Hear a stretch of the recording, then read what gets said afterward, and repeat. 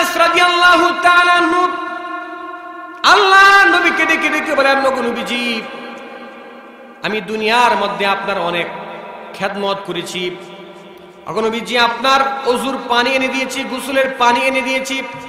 হুজুর, প্রশ্ন করতে চাই, জান্নাতে যখন আপনি যাবেন তখন আমাকে নিয়ে জান্নাতে যাবেন?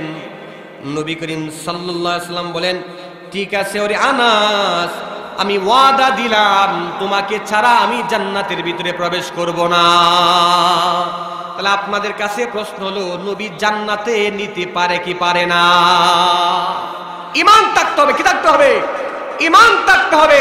ঈমান থাকার পরে নবীজি আপনাকে আমাকে জান্নাতে নিতে পারে। সুপারিশ করার ক্ষমতা আল্লাহ পাক বিশ্ব নবীকে দিয়েছেন। আল্লাহু আকবার। এবার সাহাবী প্রশ্ন করেন, নবীজি কিয়ামতের কঠিন ময়দানে কোথায় আপনাকে পাওয়া যাবে? এবার নবীজি ডেকে ডেকে বলে, ওরে আনাস শুনো, কিয়ামতের কঠিন ময়দানে আমাকে তুমি পাইবা কাউসারে, হাউজে কাউসারে।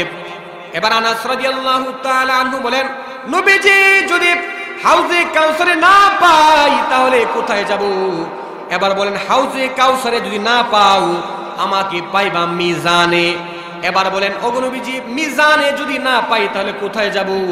বলে, মিজানে যদি না পাও তাহলে পাইবা পুলসিরাতে। এই তিনটা গাঠি এমন গাঠি, এই তিনটা গাঠি যেই মুমিন, যেই ইমানদার পার হতে পারবে সে সরাসরি জান্নাতে চলে যাবে। আল্লাহু আকবার। নবী জান্নাতে নেওয়ার ক্ষমতা রাখে কি রাখে না? রাখে। তো এই নবীজি কিয়ামতের কঠিন ময়দানে একজন আল্লাহর বান্দার একটা নেকির কারণে জাহান্নামে চলে যায়, এমন সময় যখন তাকে অধমুখী করে জাহান্নামের দিকে জাহান্নামের ফেরেশতারা নিয়ে যাবে, এমন সময় চিৎকার মেরে ওইজন মানুষটা বলবে, আর ওগো পয়গম্বর, আমি জান্নাতে চলে যাই, আপনি আমাকে একটু কিছু করেন। এই বলার পরে ওই সাহাবীর ওই যে আল্লাহর বান্দার কথা শোনার পরে এবার বিশ্বনবী ডেকে ডেকে বলবেন, আরে ফেরেশতারা, আমার উম্মতকে আমার সম্মুখ দিয়ে তুমি জাহান্নামে যাও, এটা হতে পারে না। বিশ্বনবী ডাক দেওয়ার পরে তিনি চলে আসবেন। চলে আসার পরে তখন বলবেন, আমার সম্মুখে আমার উম্মতের তুমি আমলটা মাপ দাও, মিজানের পাল্লার মধ্যে তুলো। যেই মাত্র মিজানের পাল্লার মধ্যে তুলবেন, দেখবেন ওই উম্মতের একটা নেকি কম হওয়ার কারণে গুনার পাল্লাটা ভারী হয়ে গেছে। যেই মাত্র গুনার পাল্লা ভারী হয়ে যাবে, আল্লাহ নবী ডেকে ডেকে বলবেন, আল্লাহ নবী তৎক্ষণাৎই তার ডান হাত মুবারকখানা ওই নেকির পাল্লার মাঝে থাবা মারার সঙ্গে সঙ্গে ওই নেকির পাল্লাটা আল্লাহ ভারী করে দিবেন। আলহামদুলিল্লাহ বলে খুশি হয় কে? আর আল্লাহর প্রশংসা যদি না করা হয় তাহলে খুশি হয় কে? শয়তান খুশি হয়ে যায়। তাহলে আমরা যার প্রশংসা করছি তিনি কে? আল্লাহ, যিনি আসমানের মালিক, যিনি জমিনের মালিক, যিনি আমার আপনার গ্রহ নক্ষত্র, চাঁদ, সেতারা, লৌহ কলম সব কিছু স্রষ্টা। কথা বলেন ঠিক কিনা? সেই মালিকের প্রশংসা যতই করা হয় সেই মালিক আমাদের উপর খুশি হয়ে যান। জুড়ে বলেন না সুবহানাল্লাহ।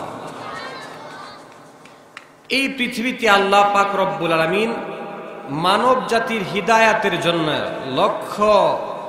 লক্ষাধিক পয়গম্বর আল্লাহ পাক রব্বুল আলামিন প্রেরণ করেছেন। প্রত্যেকটি নবীর কথা ছিল, লা ইলাহা ইল্লাল্লাহ তুফলিহুন, তোমরা বলো যে এক আল্লাহ ছাড়া আর কোনো মাবুদ নেই, তোমরা সফলতা পেয়ে যাবে। সফলতা তোমাদের পিছনে চলে আসবে, তোমাদের সম্মুখ দিয়ে সফলতা আসবে, তোমাদের উপর দিয়ে সফলতা আসবে, তোমাদের ডানে বামে চতুর্দিক দিয়ে সফলতা ধরে দিবে। কথা বলেন ঠিক কিনা? তাহলে কি করতে হবে?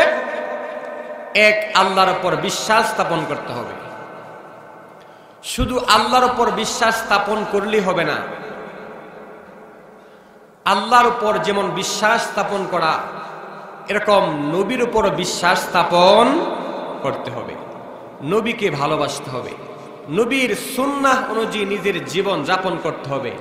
সেই জন্য তো আল্লাহ পাক কোরআনে কারীমের মধ্যে বলেন, উল ইন কুনতুম তুহিব্বুনাল্লাহা ফাত্তাবিউনি ইউহিব্বুকুমুল্লাহ।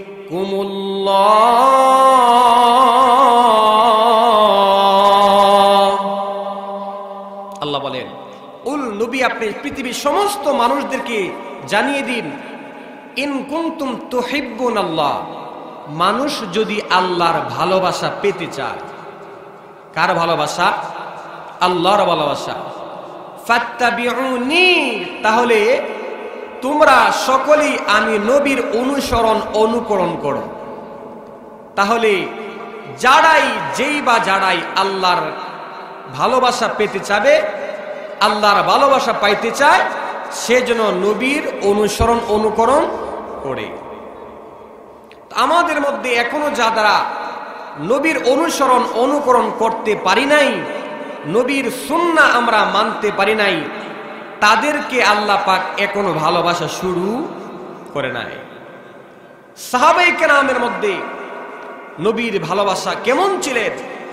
সাহাবায়ে কেরামদের মধ্যে নবীর আজমত কেমন ছিলেন? হুব্বে রাসূল, রাসূলের প্রেম, রাসূলের ভালোবাসা কেমন ছিল? কিছু উদাহরণ দিলে আপনারা বুঝতে পারবেন। কিছু ঘটনা, কিছু ইতিহাস, কিছু সাহাবায়ে কেরামের জীবনী আলোচনা করলেই সেই আলোচনা থেকে বোঝা যাবে রাসূলের প্রেম, রাসূলের ভালোবাসা, হুব্বে রাসূল, তাদের প্রতি রাসূলের ভালোবাসা কেমন কেমন ছিল, কতটুকু রাসূলকে তারা ভালোবাসতেন। একজন সাহাবী তিনি আরেকজন সাহাবীকে ডেকে ডেকে বলতেছে, এরে ভাই, যখনই আমার রাসূলকে দেখার স্বাদ জাগে, যখনই আমি রাসূলকে দেখার ইচ্ছা জাগে, যখনই আমার মনের ভিতরে রাসূলকে দেখার স্বাদ জাগে, রাসূলকে দেখার ইচ্ছা হয়, তখনই আমি বিশ্ব নবীর হুজরা কানার সামনে দিয়ে চলে যাই। যেই মাত্র বিশ্ব নবীকে দেখার স্বাদ আমার অন্তরে জাগ্রত হয়, তখন আমি অন্য কোনো কিছু না করে আমি বিশ্ব নবীর হুজরা কানার সামনে চলে যাই। যখন আল্লাহ নবী ঘর থেকে বের হয়, আমি আল্লাহর নবীর চেহারার দিকে তাকাইয়া আমি আমার তৃষ্ণা নিবারণ করি। এবার বলতেছে নবীজি, যেই দিন আপনি দুনিয়ার জমিন ছেড়ে পর্দা নিয়ে চলে যাবেন, আপনি দিদারে এলাহিতে চলে যাবেন, ওগো নবীজি, তখন আমি কার মুখ দেখি আমি আমার কলিজা ঠান্ডা বানাবো?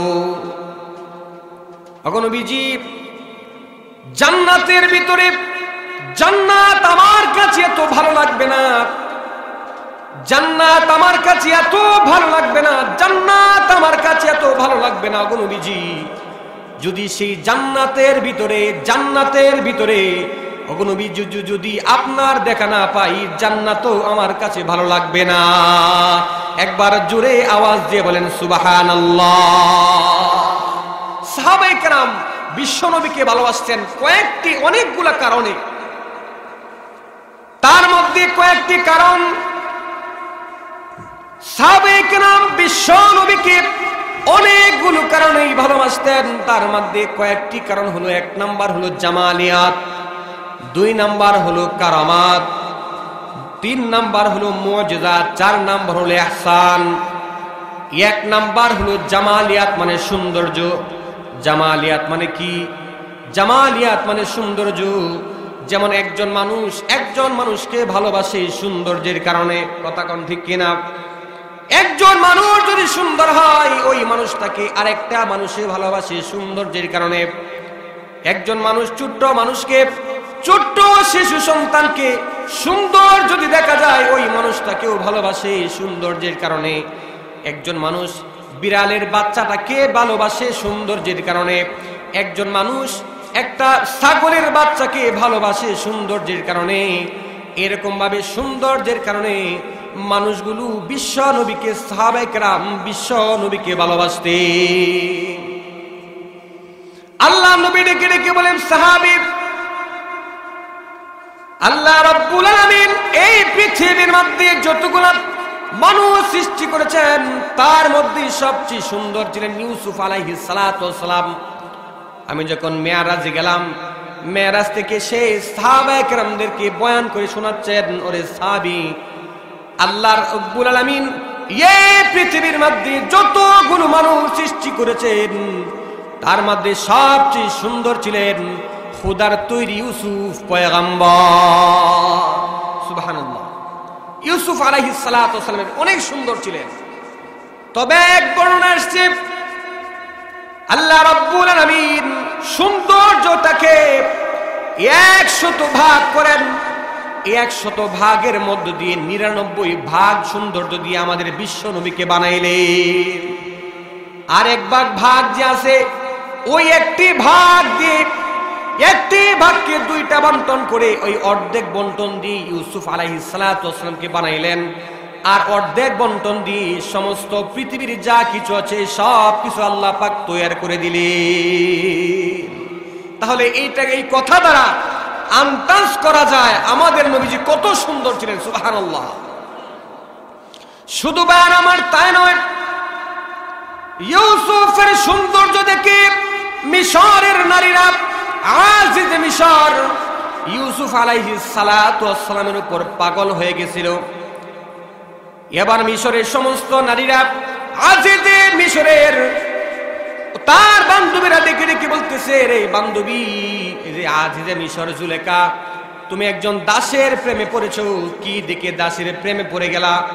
এমন কি দেখেছো যেটা দেখে তুমি ওই একজন দাস ইউসুফের প্রেমে তুমি পড়ে গেলা? তার কারণটা কি? এবার জুলেখা ডেকে ডেকে বলে, ওরে বান্ধবীরা, আমি শুধু প্রেমে পড়েছি, শুধু তাই নয়, তোমরা যদি আমার ইউসুফকে দেখো তোমরাও আমার ইউসুফের প্রেমে পড়ে যাইবা। এবার বলে, ঠিক আছে, তাহলে তো ইউসুফকে দেখার দরকার। বলে, ঠিক আছে, দিন তারিখ ঠিক করে সুন্দর একটা দিন তারিখ ঠিক করার পরে ইউসুফ আলাইহিস সালাতু ওয়াস সালামকে একটা ঘরের বাইরে সুন্দর একটা রুমের মধ্যে রেখে দিলেন। এবার প্রত্যেক ওই মহিলাদেরকে ঘরের ভিতরে সারিবদ্ধভাবে বসায় রাইখা বলতেছে, প্রত্যেকের হাতের ভিতরে একটা করে ফল দিলেন, একটা চাকু দিলেন। বলতেছে, তোমরা হাতের মধ্যে চাকু নিয়ে ফল কাটতে থাকবা। এমন সময় ইউসুফ আলাইহিস সালাতু ওয়াস সালামকে ঘর থেকে তোমাদের সম্মুখে বের করব, তোমরা তার দিকে তাকায় দেখবা আর ফল কাটতে থাকবা। যেই মাত্র তারা ফল কাটা শুরু করেছে, ইউসুফ আলাইহিস সালাতু ওয়াস সালামকে ঘর থেকে যখন বের করে দিয়েছে, তাদের সম্মুখে তারা ফল কাটতেছে। তো ফল কাটতেছে, ইউসুফ আলাইহিস সালাতু ওয়াস সালামের চেহারার দিকে দেখে তারা ফল কাটতে যাইয়া নিজেদের হাত কেটে ফেলেছে। তারা বুঝতে পারে নাই নিজেদের হাতগুলা কেটে যায়। আল্লাহু আকবার। এ সবজ গুম্বদ ওয়ালে मंजूर दुआ करना, जब आए नजर आए आका दीदार अता करना, जब कब्र अंधेरी में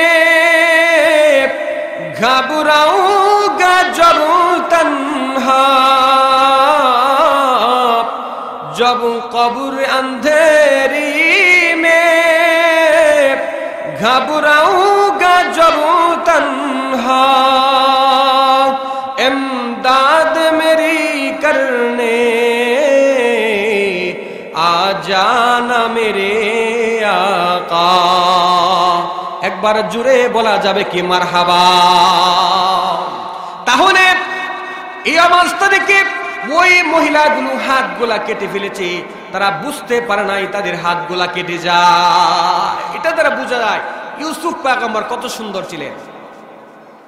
এবার আম্মা জান আয়েশা রাদিয়াল্লাহু তাআলা আনহাকে সাহাবায়ে কেরাম জিজ্ঞেস করে, ওগো আম্মা জান, ওগো জননী, বলেন তো আমাদের নবীজি কেমন সুন্দর ছিল? এবার আম্মা জান আয়েশা বলেন, এরে মক্কার মানুষ, এরে মদিনার সাহাবী, তোমরা শুনো, মিশরের নারীগুলো ইউসুফের সৌন্দর্য দেখে তাদের হাতগুলা কেটে ফেলেছে। ওই মিশরের মহিলা যদি আমার নবীকে দেখতো, তারা হাত কেটে কেটে তারা কলিজা পর্যন্ত কেটে ফেলতো। তারা বুঝতে পারতো না আমাদের কলিজাগুলো কেটে যায়। একবার জোরে বলা যাবে কি মারহাবা। তাহলে আমাদের নবীজি কত সুন্দর ছিলেন। সুবহানাল্লাহ। শুধু তাই নয়, বিশ্ব নবী একবার ময়দানের মধ্যে বসে আছেন, একজন সাহাবী, ওই সাহাবী একবার আকাশের দিকে তাকায়, আর একবার বিশ্ব নবীর চেহারার দিকে তাকায়। ওই 14 তারিখ পূর্ণিমার রজনীতে সাহাবী আকাশের দিকে তাকায়, আর একবার বিশ্ব নবীর চেহারার দিকে তাকায়। তারপরে সাহাবী আকাশের দিকে বারবার তাকানোর পরে এবার তিনি সিদ্ধান্ত উপকৃত হলেন, আল্লাহর কসম, ওয়াল্লাহি তাল্লাহি বিল্লাহি, ওই আকাশের চাঁদ তুমি এত সুন্দর নও, আমাদের প্রিয় নবীজি যত সুন্দর। সুবহানাল্লাহ, আমাদের নবীজি যত সুন্দর, চাঁদ তুমি অত সুন্দর নয়। একবার বিশ্ব নবী যখন দুনিয়াতে আগমন করেছেন, বিশ্ব নবী দুনিয়ার জমিনে যখন আগমন করেছেন, ওই আগমনের সময় তখন মা আমেনা ডেকে ডেকে বলে, ওরে হালিমাতুস সাদিয়া, মক্কার ভিতরে কত সন্তান দেখেছি, আমার সন্তানের মতো সুন্দর সন্তান আমি আর কাউকে দেখি না। হালিমাতুস সাদিয়া বলে, আরে আমেনা, তুমি মহিলার মধ্যে, তুমি মহিলা, কয়টা দেশ ঘুরেছো, কয়টা রাষ্ট্র সফর করেছো?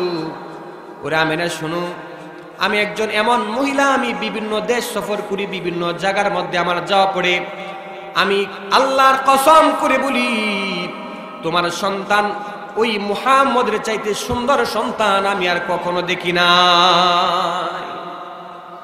আব্দুল মুত্তালিব ডেকে ডেকে বলে, আমেনা, আরে হালিমাতুস সাদিয়া, কি বলো তোমরা কয়টা মহিলা, কয়টা সন্তান দেখেছো?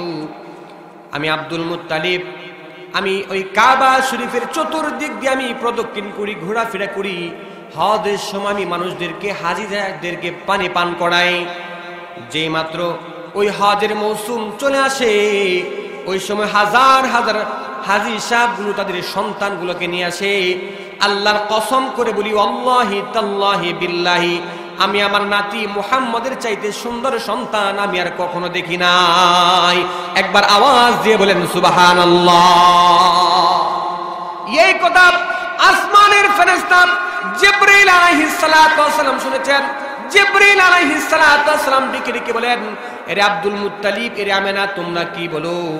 আল্লাহর কসম করে বলি, আমি জিবরাইল পৃথিবীর শুরু থেকে এই পর্যন্ত যতগুলো সন্তান দেখেছি, আমি এই সন্তান মুহাম্মদের মতন সুন্দর সন্তান এই পৃথিবীর মধ্যে আমি আর একটাও দেখতে পাই না।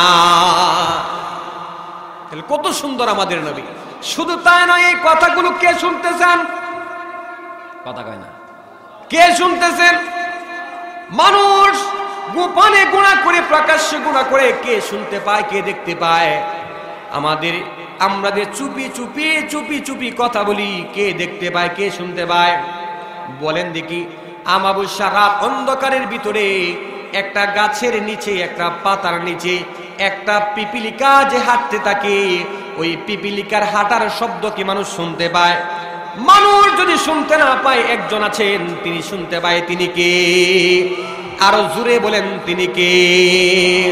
আজকের মাহফিল যে হচ্ছে, কে দেখতেছেন? আল্লাহ পাক দেখতেছেন, আল্লাহ পাক শুনতেছেন, আল্লাহ পাক দেখতেছেন, শুনতেছেন, সাক্ষী থাকতেছেন। তাহলে বাবা আমার বলতেছিলাম, মানুষ সাহাবায়ে কেরাম ওই নবীকে ভালোবাসতেন কয়েকটা কারণে। এক নাম্বার হলো কামালিয়াত, এক নাম্বার হলো জামালিয়াত মানে সৌন্দর্য, দুই নাম্বার হলো কামালিয়াত। দুই নাম্বার কি? কামালিয়াত। ওই কামালিয়াত এমন একটা কামালিয়াত, বিশ্বনবীর ভালোবাসা ছিলেন, বিশ্বনবীর মহাব্বত কামালিয়াত। বিশ্বনবী ছিলেন পরিপূর্ণতা। বিশ্বনবীকে শুধু মানুষগুলো ভালোবাসত তা নয়, বিশ্বনবীকে পাহাড় পর্যন্ত বিশ্বনবীকে ভালোবেসেছে।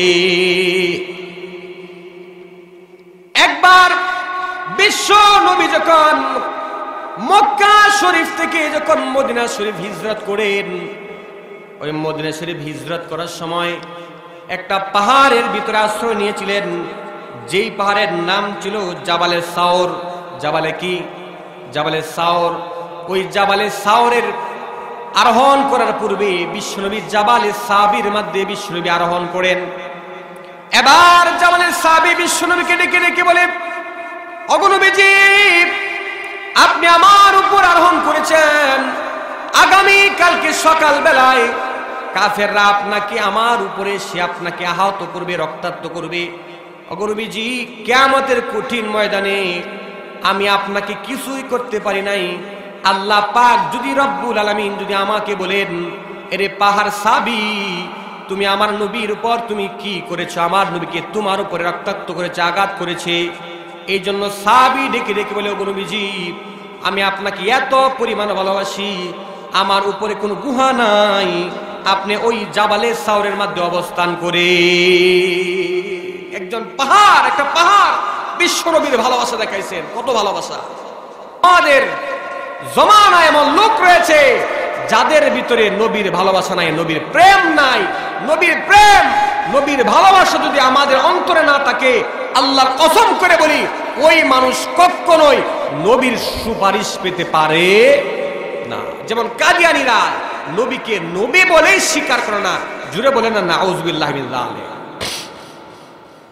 শুধু তাই নয়, বিশ্বনবীর প্রেম একটা গাধায় বলে বিশ্বনবীকে ভালোবেসেছে। অনেকগুলো গাধার মধ্যে একটা গাধা বিশ্বনবীর কাছে এসে বলে, ওগো নবীজি, আপনার কদম মুবারকে আমার একটু ঠাঁই চাই, একটু জায়গা চাই। এবার বিষ্ণু বলেন, ঠিক আছে গাধা, তোমাকে আমার কদমে তোমার ঠাঁই দিয়ে দিলাম। এবার গাধা ডেকে ডেকে বলে, ওগো নবীজি, আমার পিছনের পেটের দিকে তাকায় দেখেন, আমার পেটের চামড়াগুলো উঠে গেছে। এবার নবীজি বলতেছে, তোমার পেটের চামড়াগুলো কেন উঠে গেছে, তার কারণটা কি? এবার ওই গাধা বলতেছে, ওগো নবীজি, আমার একজন মালিক ছিল ইহুদি, ওই ইহুদি যখন আমার পিঠে চড়তে চাইতো, তখন আমি খৈসা খৈসা তারে লাথি মারতাম। যখনই আমি তারে লাথি মারতাম, তৎক্ষণাৎ সে আমার উপর এত আক্রমণ করেছে, এত আঘাত করেছে, আঘাতের পর আঘাত করেছে। এই আঘাতের কারণে ওগো নবীজি আমার পিঠের চামড়াগুলো পড়ে গেছে। ওগো নবীজি, আমি আঘাতের পর আঘাত সহ্য করেছি। যেই পিঠে আমার নবী উঠবেন, এই পিঠে কোনো ইহুদিকে আমি স্থান দিতে পারি না। আল্লাহু আকবার! একজন গাধা নবীজিকে কত ভালোবাসতো, কত মহব্বত করত। তো একজন গাধা যদি নবীর প্রেম বুঝে, নবীর ভালোবাসা বুঝে, আমাদের দেশের মধ্যে যারা কাদিয়ানি আছে, নবীর প্রেম নবীর ভালোবাসা বুঝে না, তারা গাধার চাইতেও বড় গাধা। জোরে বলেন ঠিক কিনা? তারা গাধার চাইতেও বড় গাধা। তাহলে বার আমার নবীর প্রেম, নবীর ভালোবাসা, হুব্বে রাসূল, নবীর প্রেম যদি তোমার অন্তরের মধ্যে তোমার সন্তানের চাইতে বেশি না হয়, নবীর প্রেম তোমার অন্তরে যদি তোমার বাবার চাইতে বেশি না হয়, নবীর প্রেম, লা ইউমিনু আহাদুকুম হাত্তা আকুনা হাব্বা ইলাইহি মিন ওয়ালিদিহি ওয়া ওয়ালাদিহি ওয়ান নাসি আজমাইন। নবী ডেকে ডেকে বলেন, লা ইউমিনু আহাদুকুম হাত্তা আকুনা হাব্বা ইলাইহি, তোমাদের মধ্যে ততক্ষণ পর্যন্ত পরিপূর্ণ ঈমানদার হতে পারবে না যতক্ষণ না পর্যন্ত মিন ওয়ালিদিহি ওয়া ওয়ালাদিহি, তোমার সন্তান তোমার বাবার মহব্বতের চাইতে, তোমার পরিবার পরিজনের মহব্বতের চাইতে যদি আমার মহব্বত তোমার অন্তরে জাগ্রত না হয়, তুমি কোশ্চিন কালেও পরিপূর্ণ ঈমানদার, তুমি মুমিন হতে পারবে না। চিৎকার দিয়ে বলেন ঠিক কিনা?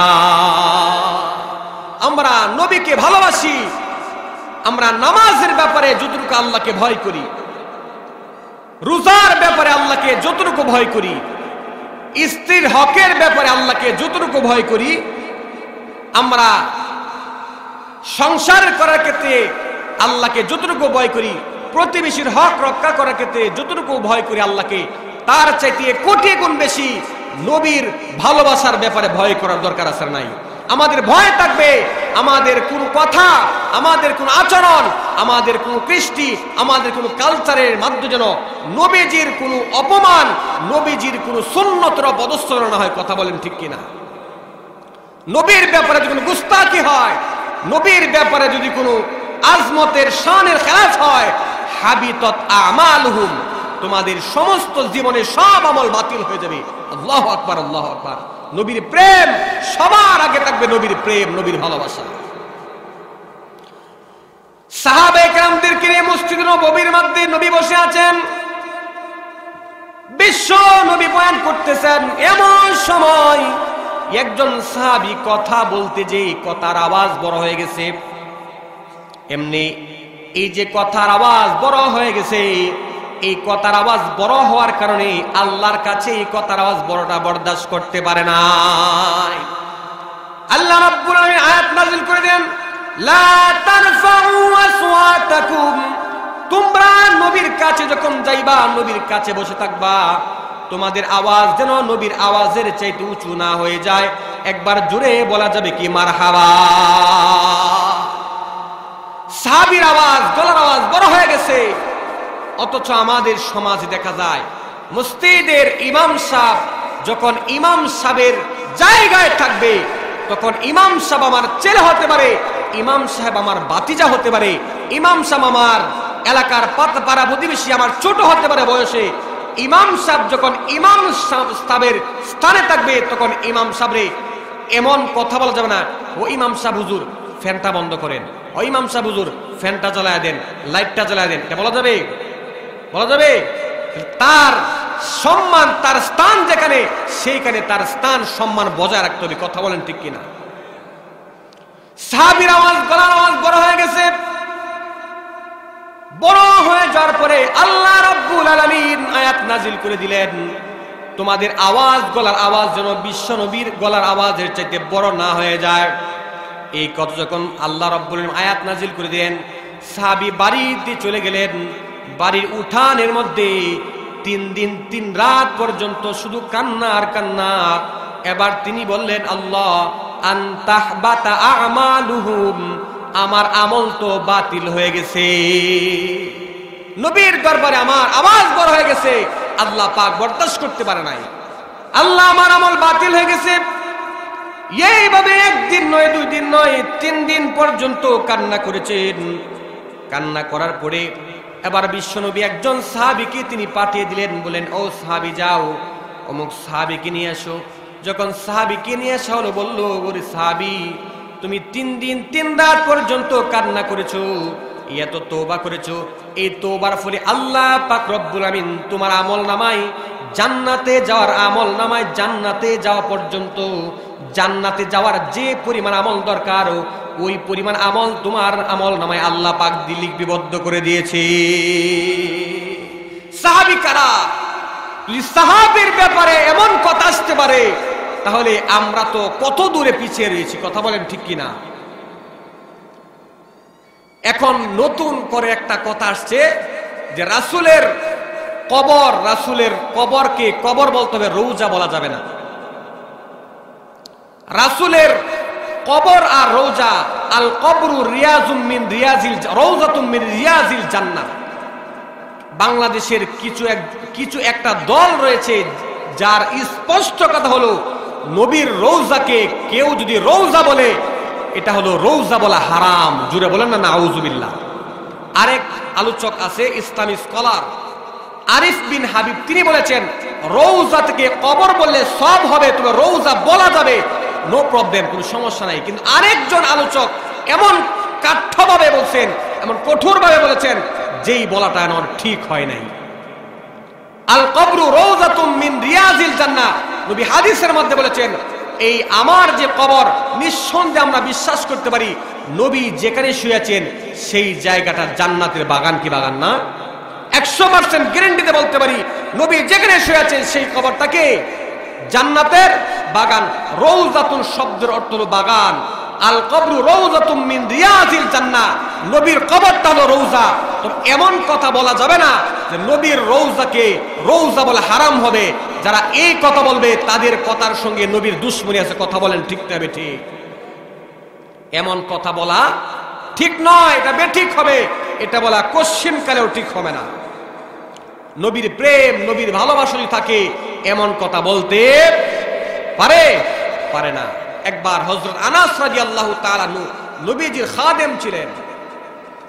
হযরত আনাস রাদিয়াল্লাহু তাআলা আল্লাহ নবীকে ডেকে ডেকে বলেন, নবীজি আমি দুনিয়ার মধ্যে আপনার অনেক খেদমত করেছি, নবীজি আপনার ওযুর পানি এনে দিয়েছি, গোসলের পানি এনে দিয়েছি।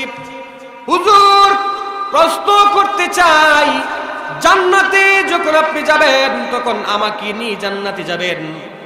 নবী করিম সাল্লাল্লাহু আলাইহি ওয়াসাল্লাম বলেন, ঠিক আছে ওরে আনাস, আমি ওয়াদা দিলাম তোমাকে ছাড়া আমি জান্নাতের ভিতরে প্রবেশ করব না। তাহলে আপনাদের কাছে প্রশ্ন হলো, নবী জান্নাতে নিতে পারে কি পারে না?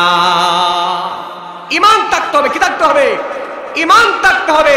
ঈমান থাকার পরে নবীজি আপনাকে আমাকে জান্নাতে নিতে পারে। সুপারিশ করার ক্ষমতা আল্লাহ পাক বিশ্ব নবীকে দিয়েছেন। আল্লাহু আকবার।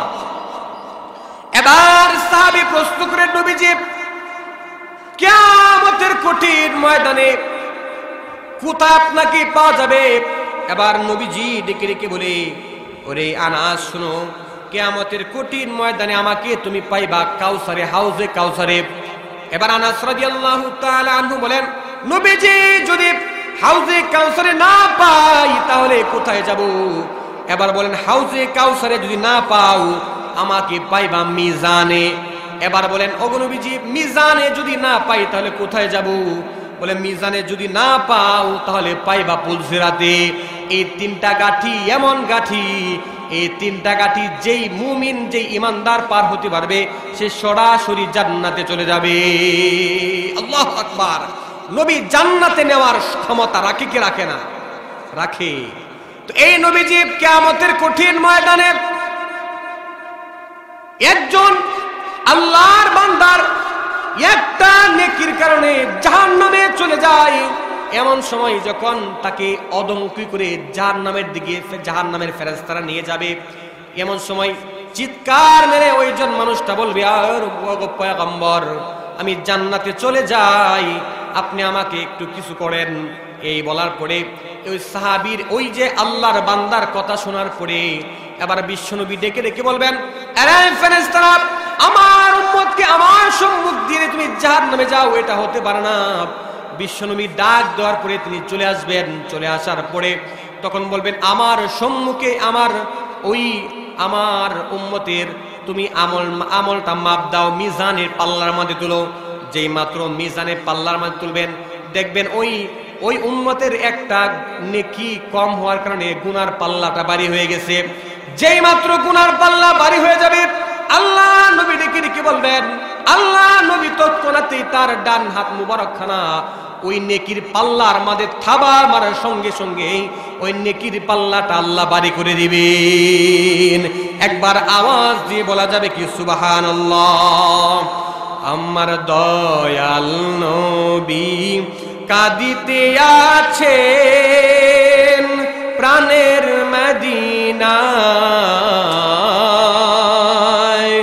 মনুদাসী হুবাল হাওয়া নিয়ে যাও আমায় সেথায়, নিয়ে যাও আমায়। মদিনাতে শুয়ে আছেন মা ফাতেমা আলী, যাদের ছোঁয়ায় ধন্য হলো মরুভূমির বালি, মরুভূমির বালি। আমায় মনের আশা সালাম দেব, মনের আশা সালাম দেব নবীজির যায়, মনুদাসী হুবাল হাওয়া নিয়ে যাওয়া আমায়। আলহামদুলিল্লাহ। তাহলে নবীর প্রেম আমাদের অন্তরে আছে না নাই? শুধু তাই নয়, এই নবী কিয়ামতের কঠিন ময়দানে আমাদেরকে ভালোবাসবেন। নবীর প্রেম, নবীর ভালোবাসা ছিলেন একজন মানুষ যার নাম হলো ইমাম মালিক রহমতুল্লাহ আলাইহি। আমরা একটা মাযহাব মানি কিনা? এই চারটা মাযহাব রয়েছে। মাযহাব মানে দিন চলার একটি পথ ও পদ্ধতি, ধর্ম চলার একটা পথ এবং পদ্ধতি। মাযহাব হলো চারটা। কয়টি? ইমাম আবু হানিফা, মালিক, পরে কি আহমদ ইবনে হাম্বল, শাফিঈ। এই চারটা মাযহাব রয়েছে। আমরা যে মাযহাব মানি সেই মাযহাবটার নাম কি? আবু হানিফা রাহমাতুল্লাহি আলাইহি তার মাযহাব মানি। তার মাযহাব মানি বলতে এই নয় যে তিনি মন গড়া যা বলেছেন আমরা তাই মানি, বিষয়টি এরকম নয়। তিনি কোরআন এবং হাদিস রিসার্চ করে তিনি যেই মাসআলা ইস্তেমবাত করেছেন, বের করেছেন, আমরা ওটার উপর আমল করি। এই হলো কথার কথা। ইমাম আবু হানিফার কোন কথা যদি কোরআন এবং হাদিসের বিরুদ্ধে যায়, তাহলে আমরা ইমাম আবু হানিফার ওই কথাটাকেও রদ করি। কথা বলেন ঠিক না? ইমাম আবু হানিফা রাহমাতুল্লাহি আলাইহি তিনি অনেক বড় একজন শায়েখ ছিলেন। তারপরে আরেকজন ইমাম শায়েখ ছিলেন ইমাম মালিক রাহমাতুল্লাহি আলাইহি। ইমাম মালিক রাহমাতুল্লাহি আলাইহি নবী প্রেম, নবীর ভালোবাসা কত ছিল! ইমাম মালিক রাহমাতুল্লাহি আলাইহি মদিনার মধ্যে 80 বছর জীবিত ছিলেন, 80 বছর ছিলেন। ওই ইমাম মালিক রাহমাতুল্লাহি আলাইহি মদিনার মধ্যে তিনি খালি পায়ে হাঁটতেন, তিনি জুতা কখনোই পরিধান করে নাই। ইমাম মালিক রাহমাতুল্লাহি আলাইহি তার শাগির্দরা জিজ্ঞাসা করে, ইমাম মালিক, মদিনার মধ্যে আপনি এতদিন পর্যন্ত জীবিত ছিলেন, আপনি কেন কোনদিন আপনি জুতা পরিধান করেন নাই? কারণটা কি? ইমাম মালিক রাহমাতুল্লাহি আলাইহি বলে, আমি জুতা এই জন্যই পরিধান করি নাই, আমি জুতা পরিধান করি এমন জায়গার মধ্যে পা রাখবো যেই জায়গার মধ্যে নবী কদম রেখেছেন, এটা যেন না হয়, সেই জন্য আমি ইমাম মালিক জিন্দেগিতে কখনো মদিনার ভিতরে জুতা পাই দেই নাই। আল্লাহু আকবার! নবীর প্রেম, নবীর ভালোবাসা কেমন ছিল, যারা জীবনে জিন্দেগিতে কখনো জুতা পাই দেয় নাই। শুধু তাই নয়, ইমাম মালিক রাহমাতুল্লাহি আলাইহি তিনি নবী প্রেম, নবীর ভালোবাসা এমন ছিল যে ইমাম মালিক রাহমাতুল্লাহি আলাইহি তার জিন্দেগিতে কখনোই মদিনার মধ্যে বাথরুম করে নাই, পেশাব পায়খানা করে নাই। প্রয়োজন হলে অন্য কোথাও গিয়ে, অন্য জায়গায় গিয়ে বাথরুম করেছেন, মদিনার মধ্যে কোনো বাথরুম করে নাই। কত প্রেম! শুধু তাই নয়, ইমাম মালিক রাহমাতুল্লাহি আলাইহি পৃথিবী থেকে যেদিন বিদায় হয়ে যাবেন, তার পূর্বে তার শাগির্দদেরকে বলে গেলেন, ও আমার শাগির্দেরা, আমার ছাত্র, আমার মুহিব্বিনরা, তোমরা শুনো, মানুষ ইন্তেকাল করলে 3.5 হাত মাটির নিচে কবরস্থ করা হয়, ঠিক না? কিন্তু আমার কবরটা তোমরা 3.5 ফিট নয়, তোমরা 4 ফিট নিচে আমার কবরটা খনন করে মাটি দিবা।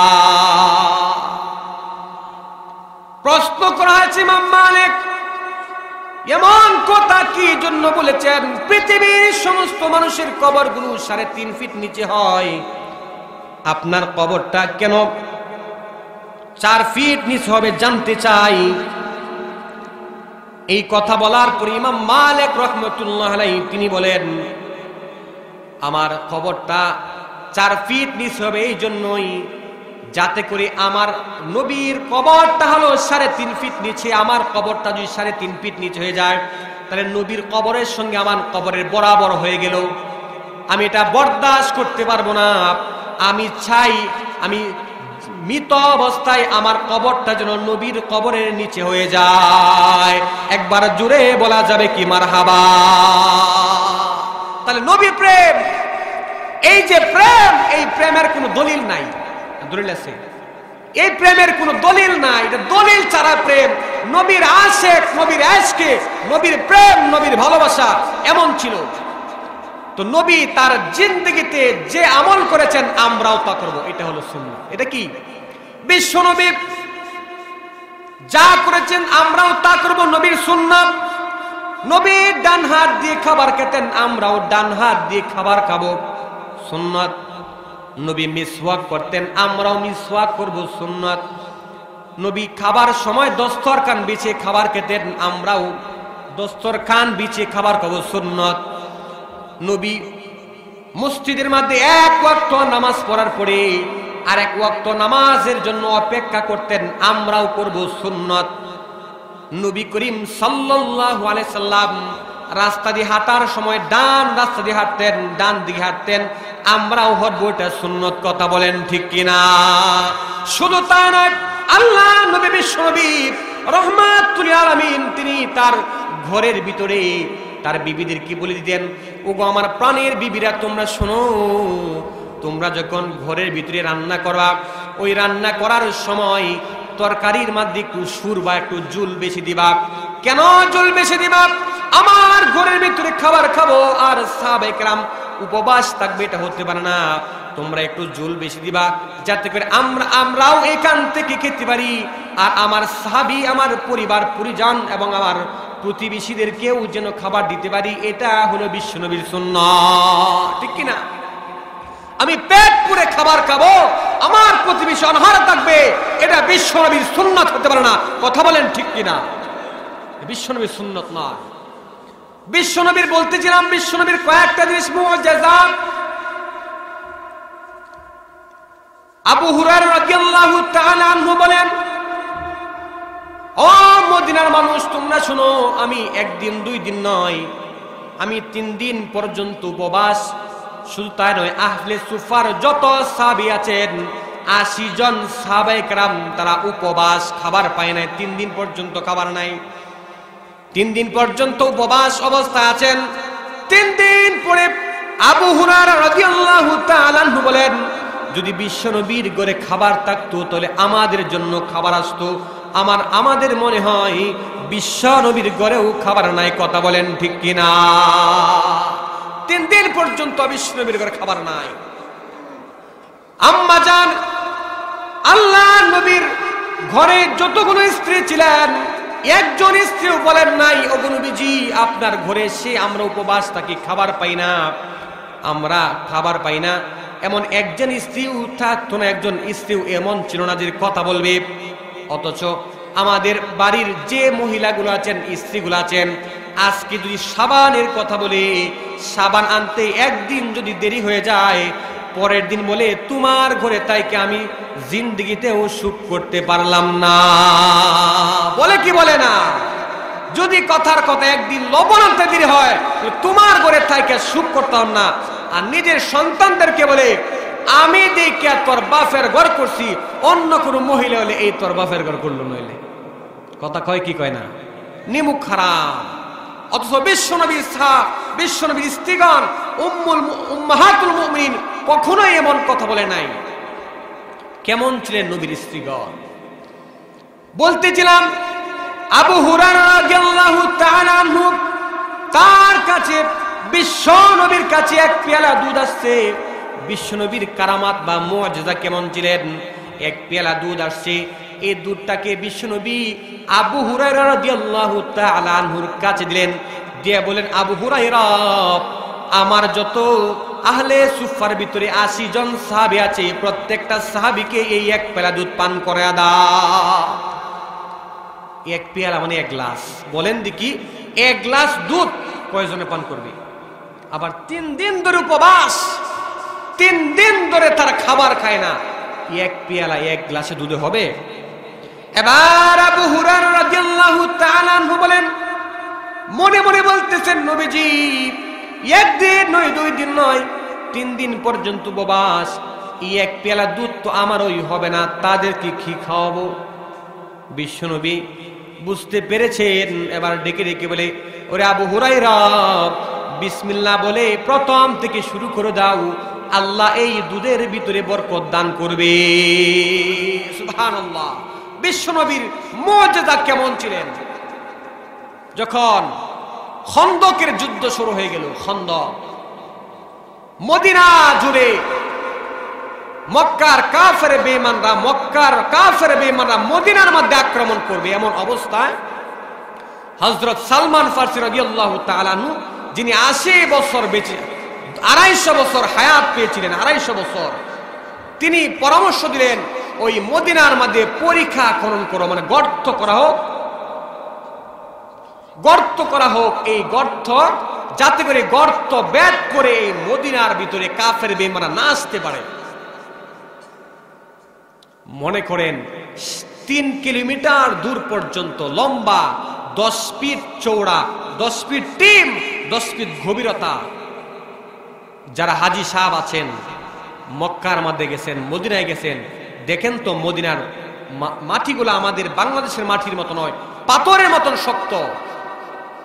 সাহাবায়ে কেরাম মাটি কাটতেছেন, মাটি খনন করতেছেন। শুধু তাই নয়, বিশ্ব নবী রাহমাতুল আলামিন তিনিও মাটি খনন করতেছেন। এমন সময় একবার বিশ্ব নবীর মাথার মধ্যে ওই পাথরের জাকুনি যখন নিলেন, এমন সময় একজন সাহাবী ছিলেন জাবের রাদিয়াল্লাহু তাআলা আনহু, তিনি দেখলেন বিশ্ব নবী যখন মাথার ভিতরে জারি নেই বা খাদি নেই, বা যে বলেন খাদি নেই, নেওয়ার সময় দেখতেছে বিশ্বনবীর পেট থেকে কাপড়টা সরে গিয়ে বিশ্বনবীর পেটের মধ্যে কি যেন বাধা দেখা যায়। জাবের রাদিয়াল্লাহু তাআলা আনহু প্রশ্ন করেন, নবীজি আপনার পেটের ভিতরে কি যেন বাধা দেখলাম, কি পেটের মধ্যে বাঁধলেন? এবার বিশ্বনবীজি জাবের রাদিয়াল্লাহু তাআলা আনহু কি বলতেছেন, ওরে জাবের, ক্ষুধার যন্ত্রণায় 3 দিন ধরে উপবাস, এই ক্ষুধার নিবারণের জন্য পেটের মধ্যে 3টা পাথর বেঁধেছি। জাবের রাদিয়াল্লাহু তাআলা আনহু ডেকে বলেন, নবীজি আমি কি মরে গেছি নাকি? আপনার পেটের মধ্যে ক্ষুধা 3 দিন পর্যন্ত খাবার খান না, আপনি কি একবার আমাকে বলতে পারেন নাই? আমাকে বলতে পারতেন। এমন বলার সময় জাবের রাদিয়াল্লাহু তাআলা আনহু বিশ্বনবীকে ডেকে ডেকে বলেন, ওগো নবীজি আপনা আর কাজ করতে হবে না, আপনি এই জায়গার মধ্যে বসেন, আমি বাড়িতে যাই, গিয়া দেখি বাড়িতে খাবারের জন্য কি ব্যবস্থা করে রেখেছি। জাবের রাদিয়াল্লাহু তাআলা আনহু বাড়িতে চলে গেলেন। এবার বিবিকে ডেকে ডেকে বলেন, বিবি বাড়িতে কি আছে? বিশ্ব নবী 3 দিন ধরে উপবাস, বিষ্ণবীর পেটের মধ্যে পাথর বাঁধা আছে। এরে বিবি রে, সহ্য হয় না, বিশ্ব নবীর পেটের মধ্যে পাথর বাঁধা দেখে সহ্য হয় না। বিবিরে ঘরের ভিতরে কি আছে খাবারের জন্য প্রস্তুত করো। এবার বিবি ডেকে ডেকে বলে, গো প্রাণের স্বামী, ঘরের ভিতরে 100 গম ছাড়া আর ছোট্ট একটা বকরির বাচ্চা ছাড়া ঘরের ভিতরে খাবারের আর কিছু নাই। এবার জাবের রাদিয়াল্লাহু তাআলা আনহু বলেন, ঠিক আছে, যেহেতু 100 মানে 1 কেজি গম।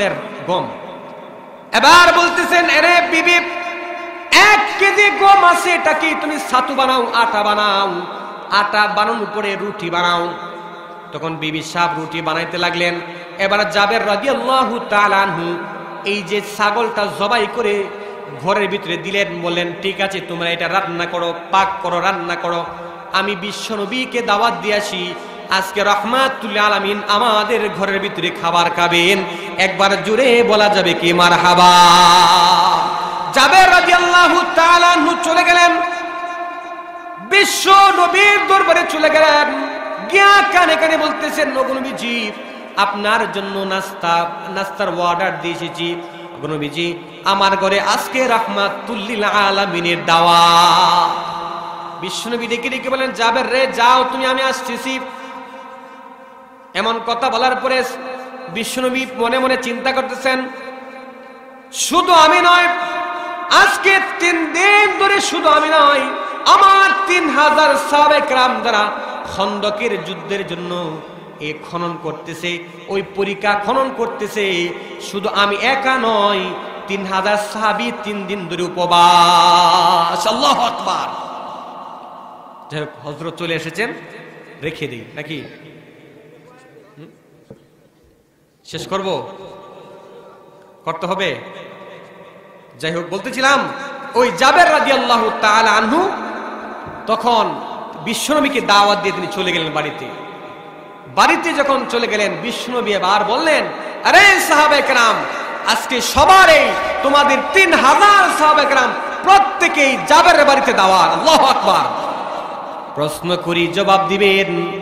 বলেন দেখি, খাবারের জন্য গম কয় কেজি, আটা কয় কেজি, দাওয়াতির সাথী কয়জন? কথা কয় না, কয় হাজার? 3000 সাহাবী। আর গোশত কয়টা? মাত্র একটা বকরির ছাগল। যেই মাত্র 3000 সাহাবায়ে কেরাম নিয়ে বিশ্ব নবী যখন চলতে লাগলেন, চলতে চলতে জাবেরের বাড়ি থেকে হাজির হয়ে গেলেন। এবার জাবের রাদিয়াল্লাহু তাআলা আনহু 3000 সাহাবায়ে কেরামদেরকে দেখে তিনি হতভম্ব হয়ে পড়লেন। ওরে বিশ্বনবীকে দাওয়াত দিলাম একজনকে, বিশ্বনবী দেখি প্রত্যেকটা সাহাবী 3000 সাহাবায়ে কেরামকে নিয়ে আমার বাড়িতে উপস্থিত হয়ে গেছে। এবার বিবি সাহেব চিন্তা করতেছেন বিশ্বনবীকে কখনো দেখি নাই, বিশ্বনবীকে দেখার স্বাদ জেগেছে। জানালার ফাঁক দিয়ে যখন বিশ্বনবীর চেহারা দেখবেন, ওই বিশ্বনবীর চেহারা দেখতে গিয়ে দেখলেন এই বিশ্বনবী 3000 সাহাবায়ে কেরাম তার দাওয়াতে বাড়িতে চলে আসছেন। এবার স্বামীকে একটু রাগান্বিত বলেন, স্বামী আপনারে বলছে কি, আপনি করছেন নাকি? বলছি বিশ্বনবীর দাওয়াত দেওয়ার জন্য, আপনি 3000 সাহাবায়ে কেরামকে দাওয়াত দিয়ে নিয়ে আসছেন, কারণটা কি, ব্যাপারটা কি, কি করছেন আপনি, এখানে কি হবে? এই কথাগুলো যখন বিশ্বনবী শুনতেছেন না ঘরের পাশে, এবার বিশ্বনবী ডেকে ডেকে বলে, জাবের তোমরা কথা বলার প্রয়োজন, নবীর প্রেম দরকার আছে না নাই? তা কথা আছে, হে রাসূল তোমায় ভালোবাসি, অন্তরে শুধু মুখে নয়, জান্নাতের আশায় নয় হে রাসূল, জাহান্নাম কেউ ডরি না, জান্নাতের আশায় নয় হে রাসূল, জাহান্নাম কেউ ডরি না। জুড়ে বলেন ঠিক কিনা?